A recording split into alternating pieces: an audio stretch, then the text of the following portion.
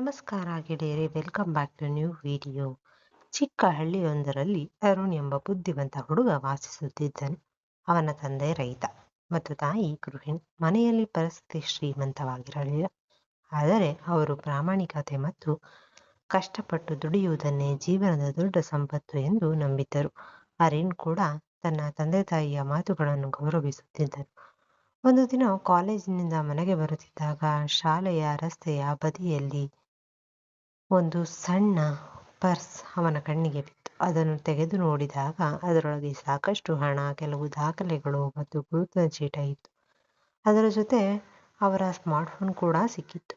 ಅಷ್ಟೊಂದು ಹಣ ಮತ್ತು ಸ್ಮಾರ್ಟ್ಫೋನ್ ನೋಡಿ ಒಂದು ಕ್ಷಣ ಅವನ ಮನಸ್ಸಿಗೆ ಈ ಹಣದಿಂದ ಮತ್ತು ಸ್ಮಾರ್ಟ್ಫೋನ್ನಿಂದ ಮನೆಯ ಕಷ್ಟ ಸ್ವಲ್ಪ ಕಡಿಮೆ ಮಾಡಬಹುದು ಎಂಬ ಆಲೋಚನೆ ಬಂತು.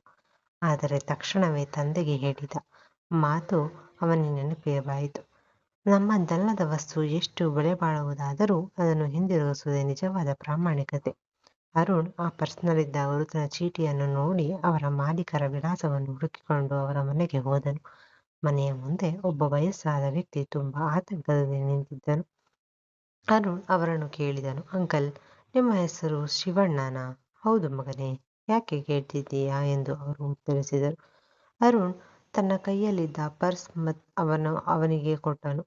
ಅದನ್ನು ನೋಡಿದ ಶಿವಣ್ಣರ ಕಣ್ಣುಗಳಲ್ಲಿ ಸಂತೋಷದ ಕಣ್ಣೀರು ತುಂಬಿತು. ಮಗನೇ, ನಾನು ಈ ಪರ್ಸ್ ಮತ್ತು ಫೋನ್ ಕಳೆದುಕೊಂಡು ತುಂಬಾ ಚಿಂತೆಯಲ್ಲಿದ್ದೆ. ಇದರಲ್ಲಿದ್ದ ಹಣ ನನ್ನ ಮಗಳ ಕಾಲೇಜ್ ಫೀಸ್ ಶುಲ್ಕಕ್ಕಾಗಿ ಇಟ್ಟಿದ್ದೆ. ನೀನು ಇದರಲ್ಲಿದ್ದ ನಾನು ದೊಡ್ಡ ಸಂಕಷ್ಟಕ್ಕೆ ಸಿಲುಕುತ್ತಿದ್ದೆ ಮತ್ತು ಈ ಮೊಬೈಲ್ ನನ್ನ ಮಗಳದ್ದು. ಅವಳು ಕೂಡ ಆತಂಕದಲ್ಲಿ ಇದ್ದಳು. ಫೋನ್ನಲ್ಲಿ ಅವಳಿಗೆ ಬೇಕಾದ ಯಾವುದೋ ಖಾಸಗಿ ವಿಡಿಯೋ ಇದೆಯಂತೆ.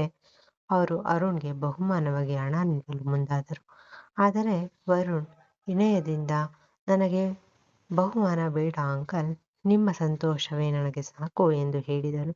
ನಿಮ್ಮ ಮಗಳ ಪರಿಚಯ ಒಂದು ದೊಡ್ಡ ಖುಷಿ ಎಂದು ಹೇಳಿದನು. ಈ ಘಟನೆ ಊರಿನಾದ್ಯಂತ ಹರಡಿತು. ಕಾಲೇಜಿನ ಮುಖ್ಯೋಪಾಧ್ಯಾಯರು ಅರುಣ್ನ ಪ್ರಾಮಾಣಿಕೆಯನ್ನು ಎಲ್ಲ ಮುಂದೆ ಪ್ರಶಂಸಿಸಿದರು. ಕಾಲೇಜ್ ವಾರ್ಷಿಕೋತ್ಸವದಲ್ಲಿ ಅವನಿಗೆ ಉತ್ತಮ ವಿದ್ಯಾರ್ಥಿ ಎಂಬ ಪ್ರಶಸ್ತಿ ನೀಡಿ ಗೌರವಿಸಲಾಯಿತು. ಊರಿನ ಜನರೆಲ್ಲರೂ ಅರುಣನ್ನು ಮಾದರಿ ವಿದ್ಯಾರ್ಥಿ ಎಂದು ಹೊಗಳಿದರು. ಕೆಲವು ದಿನಗಳ ನಂತರ ಶಿವಣ್ಣ ಅವರು ಅರುಣ್ನ ಮನೆಗೆ ಕರೆಸಿದರು. ಮನೆಯಲ್ಲಿ ಮಗಳೂ ಇದ್ದಳು. ಅವರ ಮಗಳ ಹೆಸರು ಶೀಲಾ. ಹೆಸರಿಗೆ ತಕ್ಕಂತೆ ಶೀಲವಂತೆಯೇನಲ್ಲ, ಆದರೂ ನೋಡಲು ತುಂಬ ಸುಂದರವಾಗಿದ್ಲು. ಅವಳ ತಂದೆ ಮೊಬೈಲ್ ಕಳೆದುಕೊಂಡಾಗ ಹೇಳಿದಂತೆ, ಇದು ಶೀಲಾಳ ಮೊಬೈಲ್, ಏನಾದರೂ ಇಂಪಾರ್ಟೆಂಟ್ ಇದ್ರೆ ನೋಡೋಣ ಅಂತ ಮೊಬೈಲ್ ನೋಡಿದೆ. ಅದರಲ್ಲಿ ಅವಳ ಕಳ್ಳಾಟ ಎಲ್ಲ ಇದ್ವು. ಅವಳು ಬೇರೆ ಹುಡುಗನ ಜೊತೆ ಇರೋ ವಿಡಿಯೋ ಮತ್ತು ಪರಿಚಯ ಆದ್ಮೇಲೆ ಗೊತ್ತಾಗಿದ್ದು ಅವನು ಅವಳ ಬಾಯ್ ಫ್ರೆಂಡ್ ಅಂತ. ಆದ್ರೂ ಏನ್ ಮಾಡೋಕ್ಕಾಗತ್ತೆ ಹೇಳಿ, ಅವಳು ಏನ್ ಶೀಲವಂತೆಯಲ್ಲ. ಆ ವಿಡಿಯೋ ನೋಡಿದ ನಂತರ ನನಗೆ ಅವಳನ್ನು ಮೊದಲಿನಂತೆಯೇ ನೋಡಲು ಆಗಲಿಲ್ಲ. ಕೆಲವು ದಿನಗಳ ಬಳಿಕ ಅವಳನ್ನು ಭೇಟಿಯಾದಾಗ, ನಿನ್ನ ಮೊಬೈಲ್ನಲ್ಲಿದ್ದ ಕೆಲವು ಖಾಸಗಿ ವಿಡಿಯೋಗಳನ್ನು ನಾನು ನೋಡಿದ್ದೇನೆ ಎಂದು ಹೇಳಿದೆ. ಅದನ್ನು ಕೇಳುತ್ತಿದ್ದಂತೆಯೇ ಅವಳ ಮುಖದಲ್ಲಿ ನಾಚಿಕೆ ಮತ್ತು ಭಯ ಎರಡೂ ಕಾಣಿಸಿಕೊಂಡವು. ನಾನು ಹೇಳಿದ್ದನ್ನು ಕೇಳಿ ಅವಳು ಗಾಬರಿಯಾದಳು. ಅವಳಿಗೆ ಭಯವಾಗಿದ್ದು ನಾನು ಈ ವಿಷಯವನ್ನು ಇತರರಿಗೆ ವಿಷಯವಾಶವಾಗಿ ಅವರ ಅಪ್ಪನಿಗೆ ಹೇಳಿಬಿಡಬಹುದೆಂಬ ಆತಂಕದಿಂದ. ಜೊತೆಗೆ ನನ್ನ ಖಾಸಗಿ ವಿಡಿಯೋವನ್ನು ನಾನು ನೋಡಿದ್ದೇನೆ ಎಂಬ ಕಾರಣಕ್ಕೆ ಅವಳಿಗೆ ತೀವ್ರ ಮುಜುಗರವೂ ಉಂಟಾಯಿತು. ಆ ವಿಷಯದ ಬಗ್ಗೆ ಮಾತನಾಡಿದ ನಂತರ ನಮ್ಮಿಬ್ಬರ ನಡುವೆ ಸ್ನೇಹ ನಿಧಾನವಾಗಿ ಗಟ್ಟಿಯಾಯಿತು. ಕಾಲ ಕಳೆದಂತೆ ನನ್ನ ಮನಸ್ಸಿನಲ್ಲಿ ಅವಳ ಬಗ್ಗೆ ವಿಶೇಷ ಭಾವನೆಗಳು ಮೂಡತೊಡಗಿದ್ದವು. ಆಗಾಗ ಭೇಟಿಯಾಗುವುದು ಆರಂಭವಾಯಿತು. ಒಂದು ದಿನ ನನ್ನ ಸ್ನೇಹಿತರ ಏರ್ಪಡಿಸಿದ ಪಾರ್ಟಿಗೆ ಅವಳನ್ನು ಆಹ್ವಾನಿಸಿದ್ದೆ.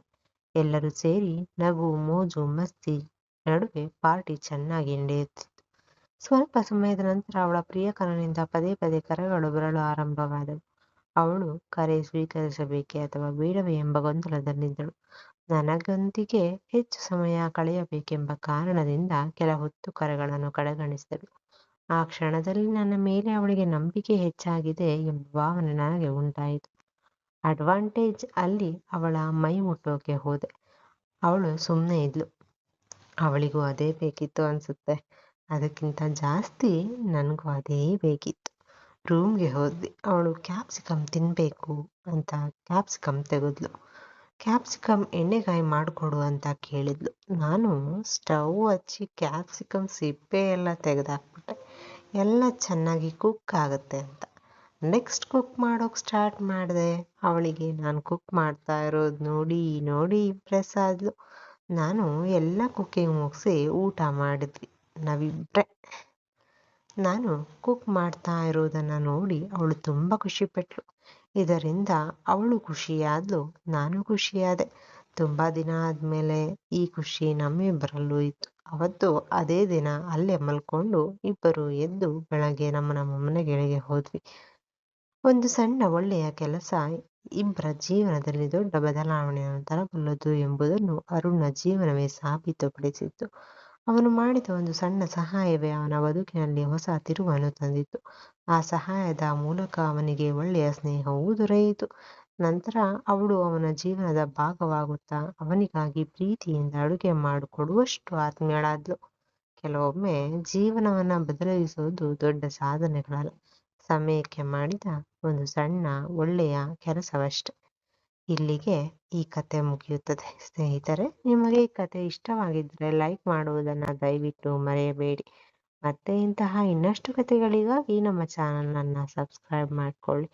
ಮತ್ತೆ ಸಿಗೋಣ. ಧನ್ಯವಾದಗಳು.